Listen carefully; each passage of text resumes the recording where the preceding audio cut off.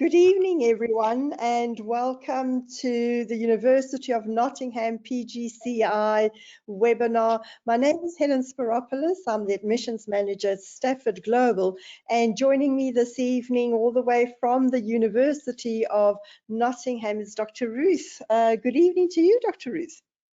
Hello, hi Helen, and hi everyone there. Good evening. Hello, and yes, I can see that we do have quite a few applicants that have joined us, and it is a little bit chilly here in the UAE this evening, but I can see there's also quite a few people also from Africa, which is actually very nice, and I hope the weather there is a lot better than it is here.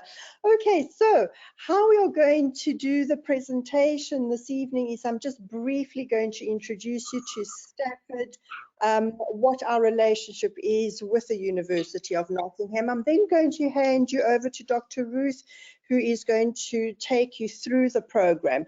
Now, right at the end of the presentation, I will be in a position to look at all your questions that you may have for myself or for Dr. Ruth. I am going to try and put all these questions together because a lot of these questions tend to be very similar, if not identical. Okay, so please do listen out for your question and the answer. Okay, so let's get started. Now, who is Stafford Global? Now, Stafford Global was established in 1993, and we are a resource center for distance learning education in the Middle East.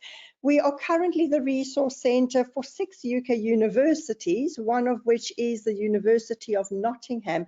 And we have had a very, very long and strong relationship with the University of Nottingham in the Middle East with this PGCEi program.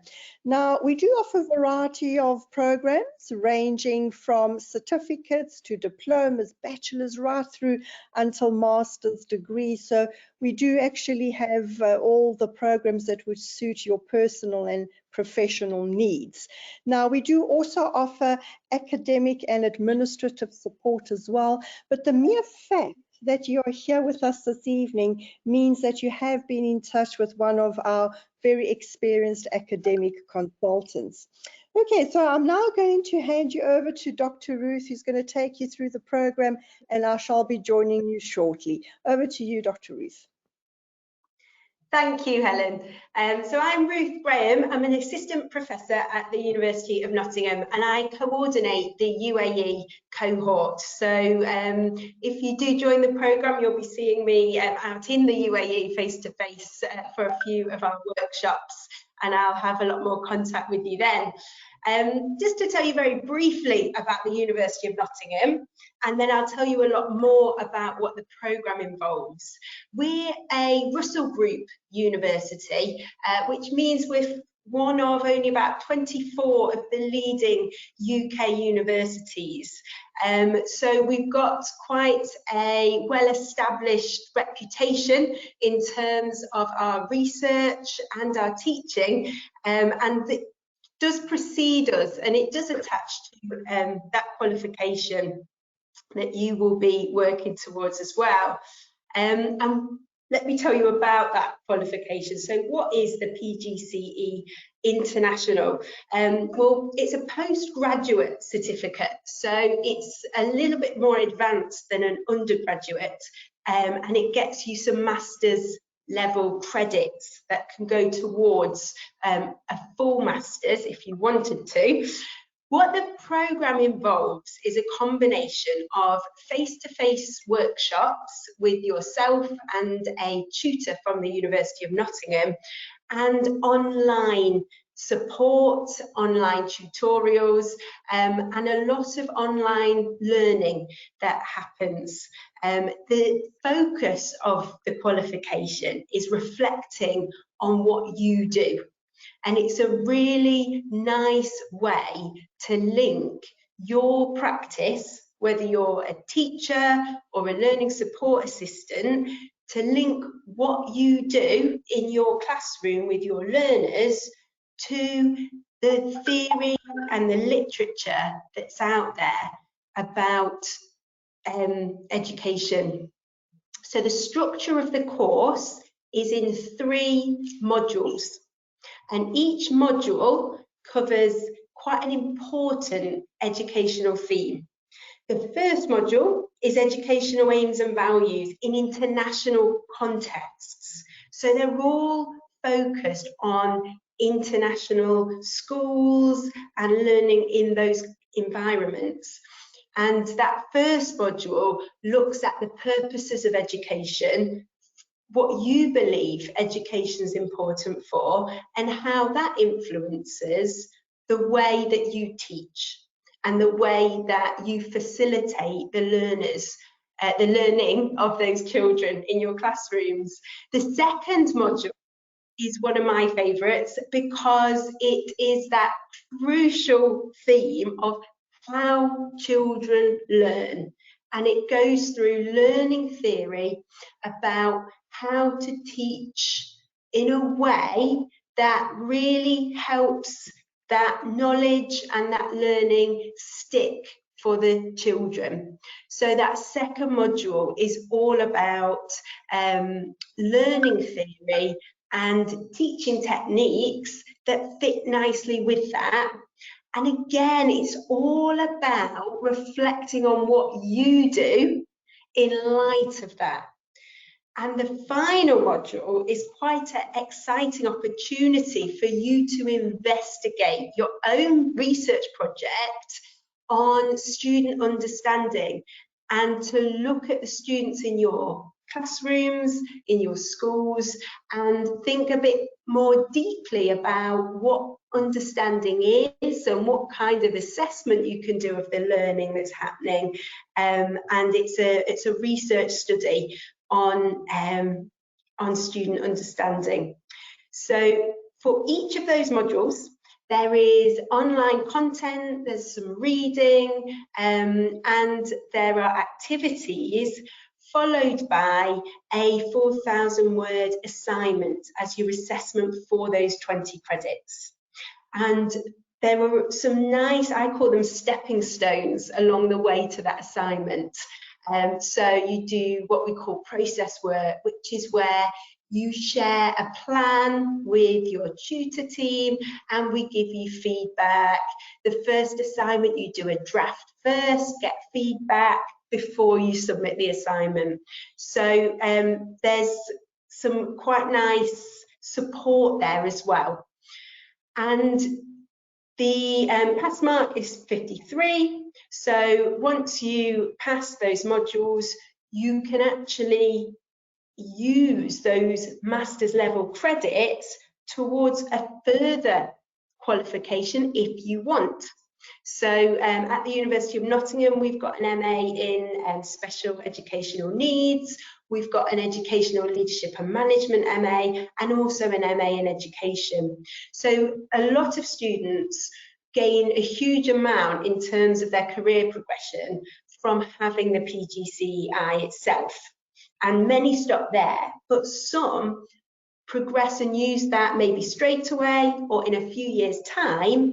They put that 60 master's credits that they've got towards a full MA. So you can take it further as well if you choose to. The materials and the learning is set up on a platform called Moodle, which is an online learning environment where you've got hyperlinks into some of the readings that link to the course, and there's activities and discussion forums that link to the course. So it's quite a nice student-friendly layout online that works a little bit like a textbook, but on your computer to take you through the content of the course. But alongside that, you've got an individual tutor who will be an assistant professor or an associate professor at the University of Nottingham, and you'll have met them on the induction, you'll have worked with them for a few days face-to-face along with your other colleagues on the course, and then they're there to support you through email contact, through group tutorials and webinars, and through written responses to your work along the way. So it's a nice opportunity really to be supported by your colleagues on the course and also your tutor and the staff at the university, while also having everything to hand on the electronic resources for the course. We also recognise that people join the PGCEi from a variety of different subjects and previous experience with academic study. So the great thing about the University of Nottingham is we've got a dedicated Seeley Centre, and they are a centre for English language education, and they support students with academic skills, the writing, things like referencing and reading skills. So there's a lot of additional and optional support available if you want it. And if you find that it will be helpful along the way, it's there. Things like one-to-one tutorials with someone that can look at your work and speak to you about it.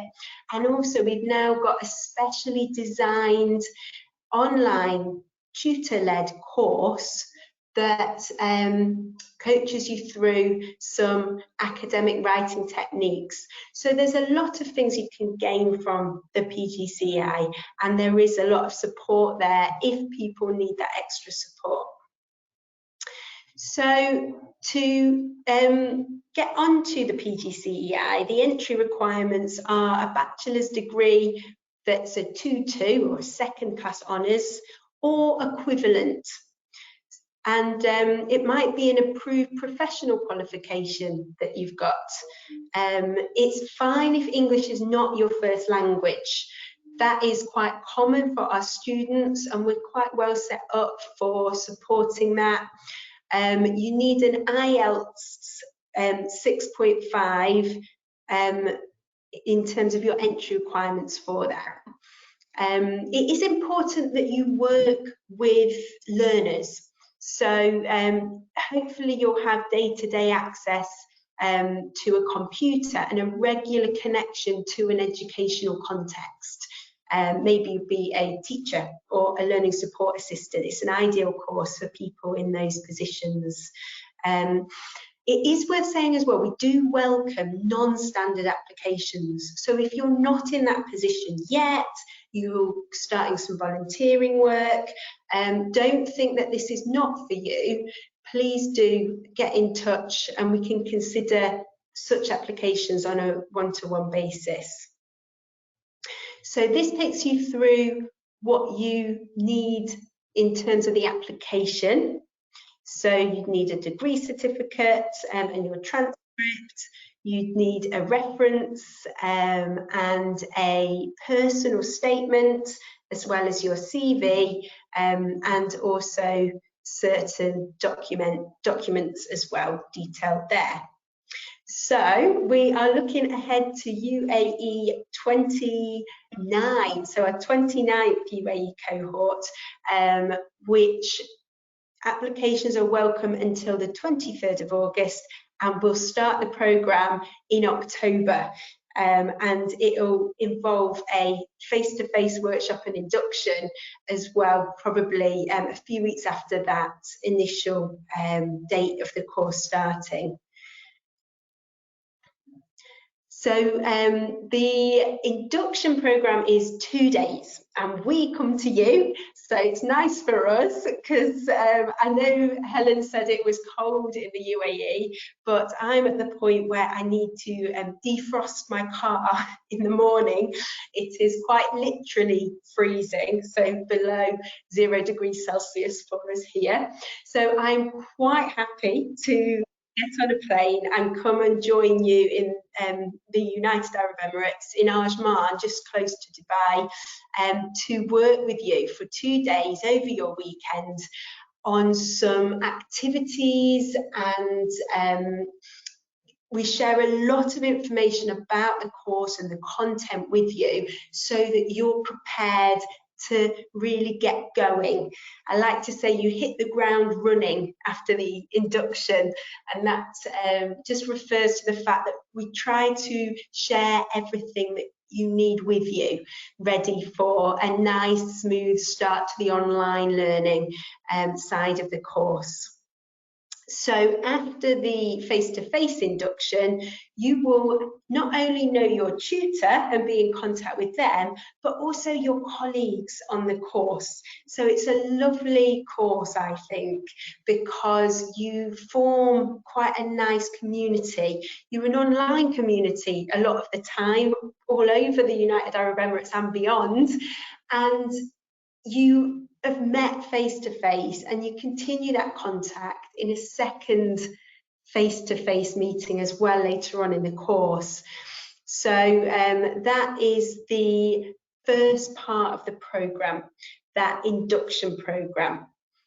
And the fees there are now 30,500, and they can be paid in flexible monthly instalments.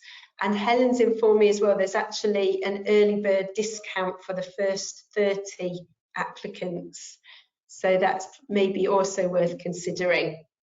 I will pass back over, Helen, to you. You might have something to add here, perhaps. Yes, thank you very much, Ruth. It was informative, and I can see I've just been monitoring all the questions in the background, so there's quite a few questions that have come through, and I have started grouping them together for you already. Okay, so one of the questions is there a possibility for me to complete the program in 9 months? My company or my school wishes me to do this program as quickly as possible. Yeah, it does tend to be a little bit quicker than 12 months. We say 12 months, and you'll start in October, and you should be graduating and going through the exam boards, or kind of finishing off the programme in August. So it does take a little bit less than 12 months. What we can't do is speed it up for individuals. So the deadlines for the module assignments are set for everybody as a cohort. So it's not possible to go faster than your colleagues on the course, but it does condense actually, and you will end up finishing a little bit sooner than that 12 months. I think it is about 10 months once you've, I'm just thinking August, September, October, I'm doing the maths now. I think it is about 10 months overall, and once you've finished, you can get evidence that it's all completed while you're waiting for the actual certificate to come through, because there will be a little bit of a wait at the end for the marks to be ratified and the certificate to come through. But yes, you'll end up having completed the 3 modules and having been able to access evidence of having completed those sooner than 12 months. I would say about 10 months is the timeline, a little bit quicker, but you won't be able to make it uniquely faster than the rest of the group. Good, so I hope that has actually answered that question. There were quite a few on the same vein. Okay, and then there's also quite an important question that has come through from Kim as well as Amanda. Do you offer a QTS with this particular program? And if not, how do I go about gaining my QTS?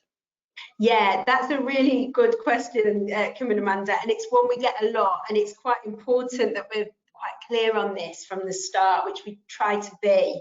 It does not involve a QTS or an IQTS. Those programs are quite different. They involve a lot of observation of your teaching practice, which this course doesn't. And they're also the schools that you're teaching at and the roles that you're in, they are very particular to certain ones of those. So no is the short answer. It doesn't involve IQTS or QTS.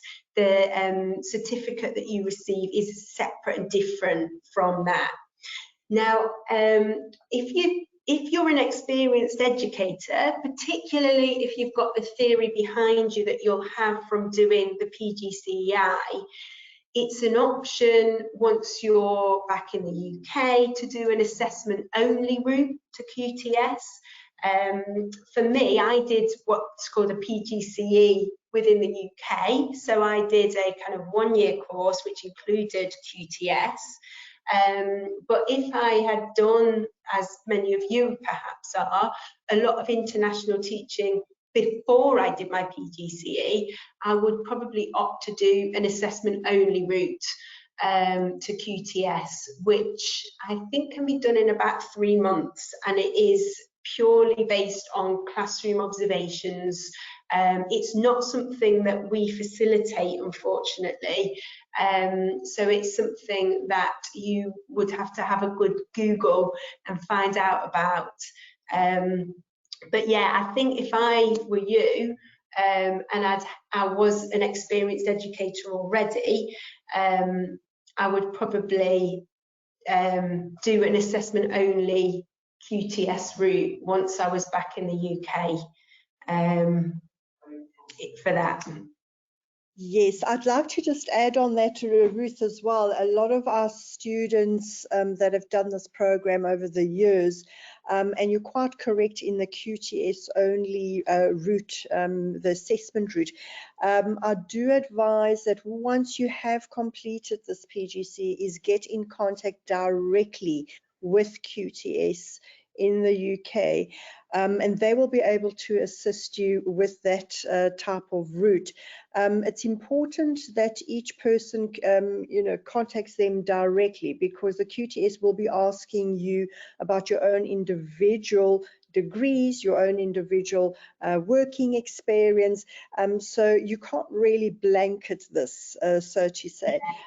You would have to contact them directly. Okay, so Ruth is quite correct. There are quite a few ways of actually meeting that QTS criteria. A very interesting question which does come up is, what grades can I actually teach with this particular program?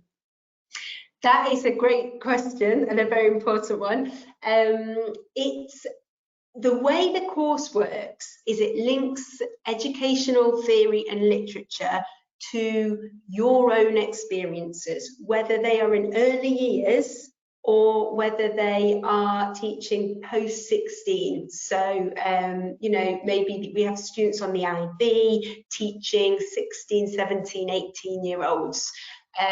So the answer is you will be able to teach whatever age range it is you work with. The course can be and will be for you tailored to that by the way that you link it to what you do and your experience. So yeah, we have students teaching early years and we have students teaching 16, 17-year-olds. And interesting, I've done both. I've been an early years teacher and also taught post 16 as well as secondary. So yeah, I think colleagues on the course as well have got a range of experience. Good, and I'm just going to answer the question regarding local approval, and this question has actually come from someone in KSA as well as in Africa. Okay, now because the program is internationally recognized, you can do it all over the world.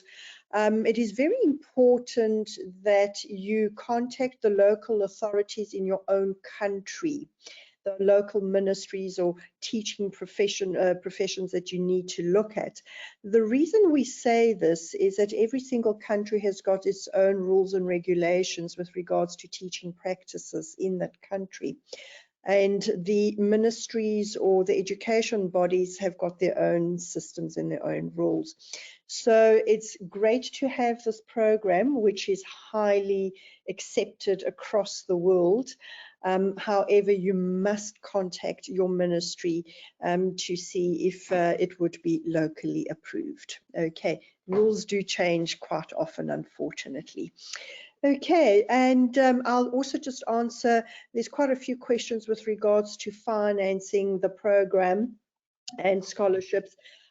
We do have a discounted rate for the first 30 students that do apply.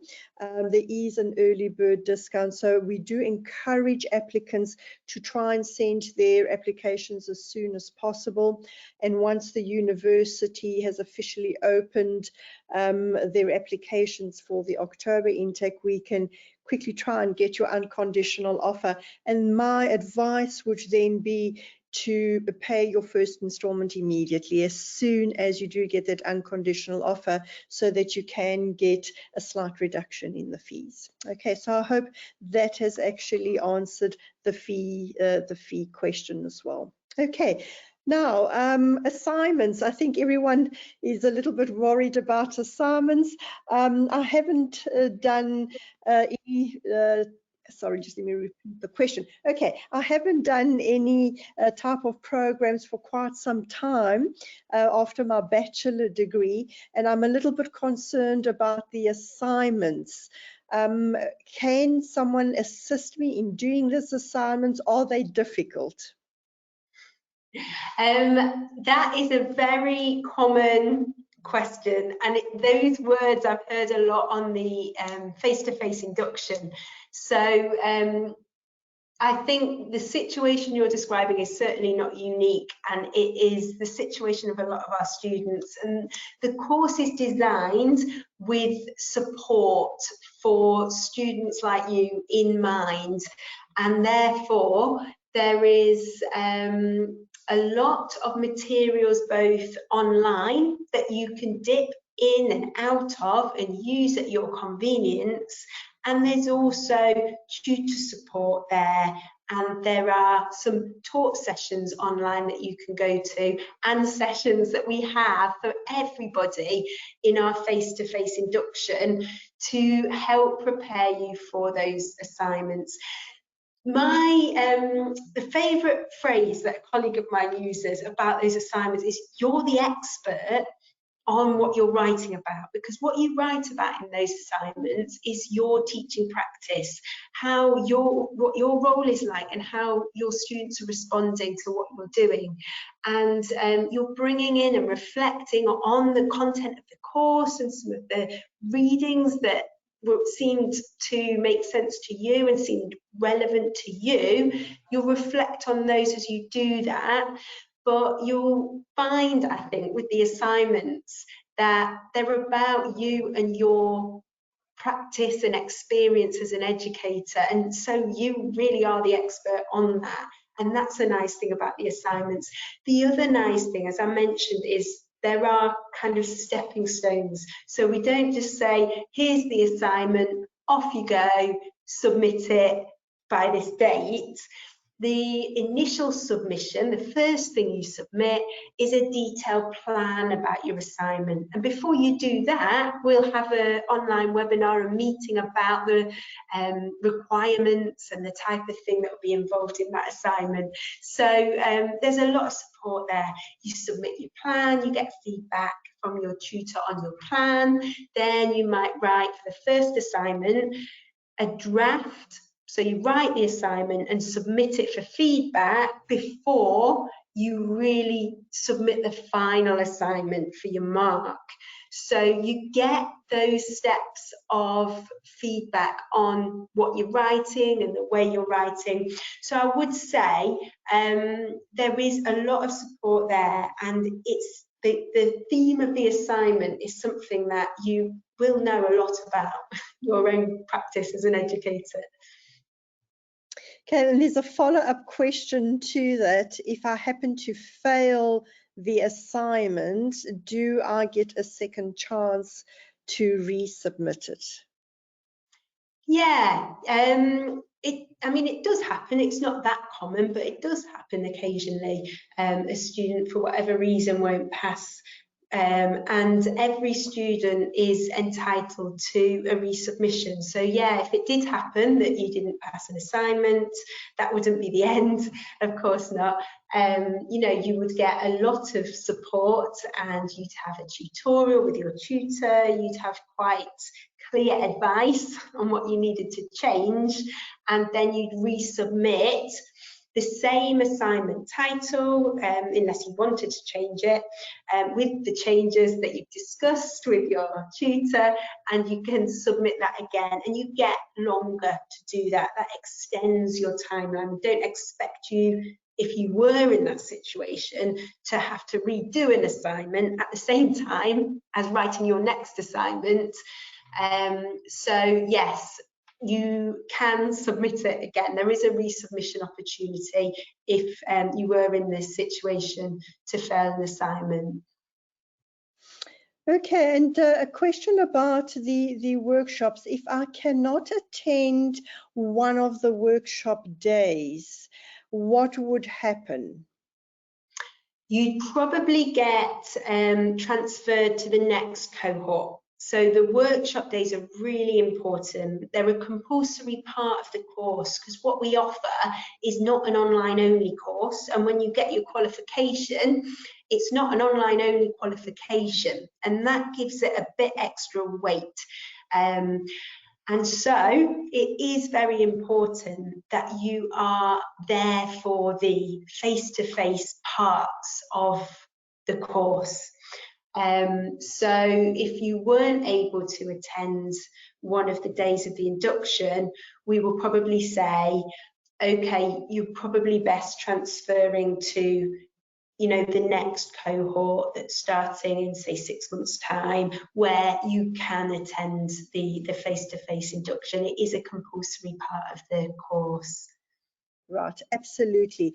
And Dr. Ruth is quite correct about that. When your academic consultant talks to you about the program, which they will do, they will mention the actual days and the dates of your, which I know Dr. Ruth will send these through to us for the upcoming October intake.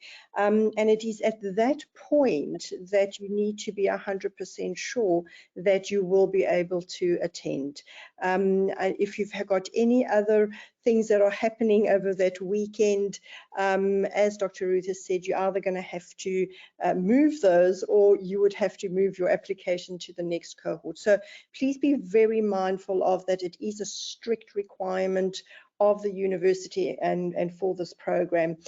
So please ensure that you can actually meet those two dates. Okay, and can I stop my studies at any point throughout the year? And then can I resume where I had left off? Yes, is a short answer to that. We have a procedure called VIS, which stands for Voluntary Interruption of Studies. We do understand that, you know, things come up in people's lives, and perhaps they were in a great position to be studying, and then something changes and they're not. So you can apply for this procedure called VIS, and then you can press the pause button on your study and then carry on with it where you left off.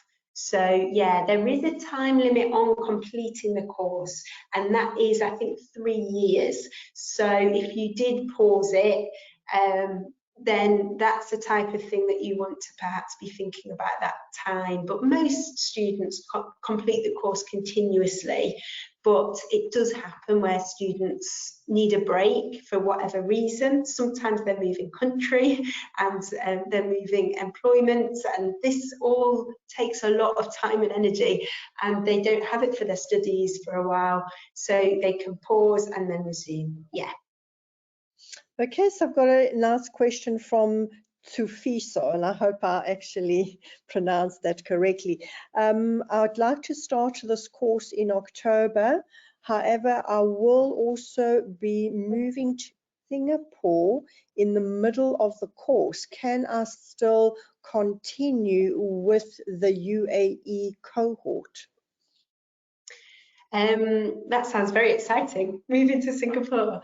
You can, yeah. So being part of the UAE cohort kind of, groups you with your colleagues and you'll meet them face to face twice.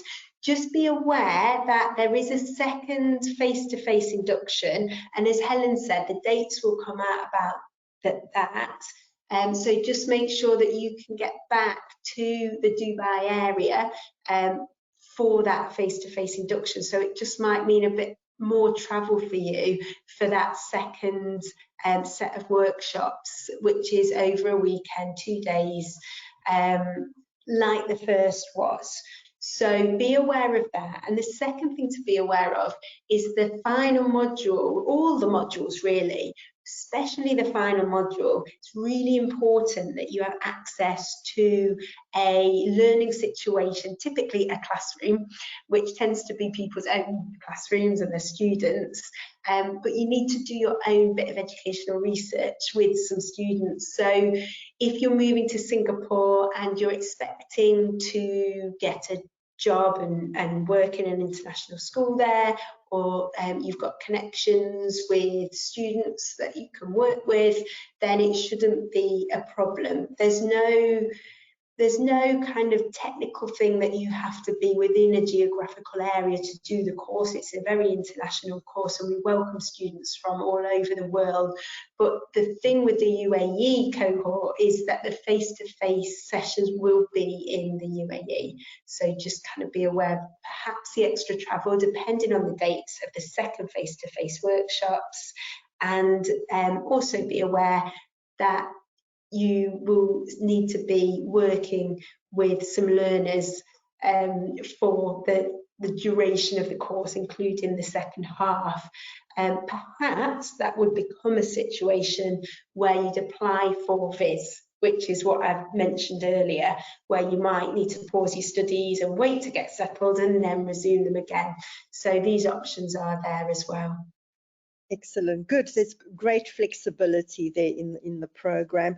And an interesting question that does tend to come up quite often: can I switch from online studies to full-time studies in the UK if I do move to the UK? No, not really. There's not an option to intensify the course. It is quite an intense course in terms of the timeline. So you're doing a module every kind of 2 or 3 months or so. So the timeline will stay the same. And if you do move to the UK during that timeline, you can't really quicken it up or intensify it. You could pick something else up alongside, perhaps, depending on what suits you.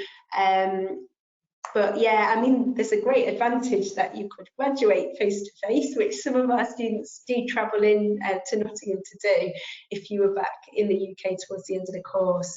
But no, you can't really change the timeline other than pausing it to make it longer. It's not really possible to intensify it and make it quicker. Okay, and a lovely question that everyone likes to ask is about progression. So can I move on to a master's program after I have completed this PGCEi? Yes, you can. As soon as you have completed the 60 modules that you gain altogether from the PGCEi, once you've completed those, you automatically would qualify onto one of our educational master's level programs. So yes, you absolutely can. A full master's tends to be 180 credits. So you'd be starting that master's with 60 already that you've got. So you'd continue with some of the modules and the taught dissertation on your master's level program, having already got 60 credits already. So you'd be going on to a master's programme to do the other 120. It's not just the University of Nottingham that you can take those credits to, but you do have to check with the university whether they would recognise that prior learning. It's called recognition of other learning or recognition of prior learning, and see if they take those credits on said programme you want to do. Maybe they'll take all 60 of them, maybe they'll say, oh, we'll take 40 of them and you'll have to do the other 140 with us. But that's a conversation to have with the institution you want to do the full masters with. But certainly for the University of Nottingham, you'd automatically qualify onto one of our full masters programmes after completing the PGCEi. Excellent. And a very common question in this region is, will my degree certificate state online distance learning? Yeah, as I said, it won't, because it isn't only online distance learning. The course has the face-to-face element. So no, the certificate wouldn't state that on it. Good. And there's quite a lot of questions around the English requirement, which I'd like to quickly answer all of them in one go. Yes, the university does require that you meet the English requirement, and it's normally an IELTS of 6.5 or equivalent tests. Now, your academic consultant at Stafford Global does have a list of the English tests that are permitted and will be accepted by the university.